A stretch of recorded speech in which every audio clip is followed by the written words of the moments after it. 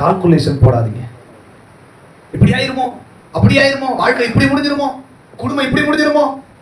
பக்கத்துல கைப்பிடி சொல்லுங்க, நீங்க போடுற கணக்குக்கும் ஆண்டவர் போட்ட கணக்குக்கும் சம்பந்தம் இல்ல, சம்பந்தம் இல்ல.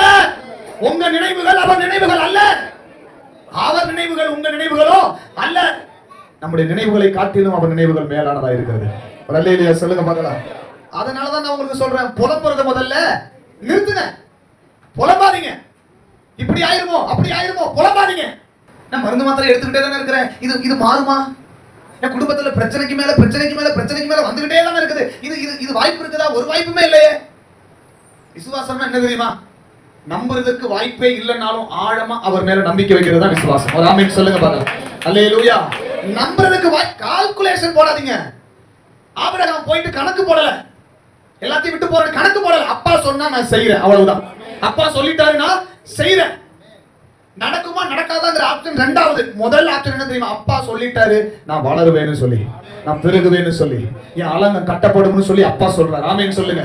உங்க அலங்கம் கட்டப்படும். எப்படி கட்டப்படும்? அவருடைய வேலை. ஆமென் சொல்லுங்க. எப்படி இந்த கடன் அடைய? அது அவருடைய வேலை. ஆமென். எப்படி பிரச்சனை மாறுது? அவருடைய வேலை. என் வேலை அவரை நம்பிக்கிட்டே இருக்கிறது. ஒரு ஆமென் சொல்லுங்க. அவரை நம்பிக்கிட்டே இருக்கிறது. எத்தனை வருஷம்? என் வாழ்க்கையில அற்புதம் நடக்கிற வரைக்கும் அவரை நம்பிக்கிட்டே இருக்கணும், அவ்வளவுதான். அப்ப எப்ப அற்புதம் நடக்கும்? சீக்கிரத்துல அற்புதம் நடக்கும். ஆமென் சொல்லுங்க.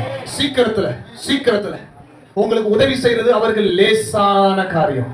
பலம் உள்ளவனுக்காகிலும் பலம் இல்லாதவனுக்காகிலும் உதவி செய்வது கர்த்தருக்கு எளிமையான ஒரு காரியம். கால்குலேஷன் போடாதீங்க. என் கையில, உங்க கையில வர்ற வருமானத்தை வைத்து உங்க வாழ்க்கையை எடை போடாதீங்க. எத்தனை பேருக்கு நான் சொல்றது புரியுதுங்க? ஓகேவா? நான் எதுக்கு இவ்வளவு தூரம் பேசுறேன் தெரியுமா? உங்களுக்கு வர்ற கொஞ்சத்தை வைத்து உங்க வாழ்க்கையினுடைய முடிவை நீங்க என்ன பண்ணாதீங்க, எடை போடாதீங்க.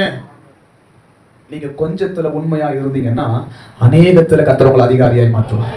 அநேகத்துல. No calculation. உங்க மைண்டுக்குள்ள போய் கணக்கு போடாதீங்க. ஆண்டவரால முடியாத காரியம் ஏதாவது ஒண்ணு இருக்குதா? அவங்க கணக்கு போட்டது வேற, அப்பா கணக்கு போட்டது வேற. ஒருத்தனோட தோற்றத்தை வச்சு இவன் வந்து முன்னேறுவானா முன்னேற மாட்டானான்னு நீங்க பிளான் பண்ணாதீங்க. நல்லா இருப்பீங்கன்னு சொல்லணும். ஆமென் சொல்லுங்க.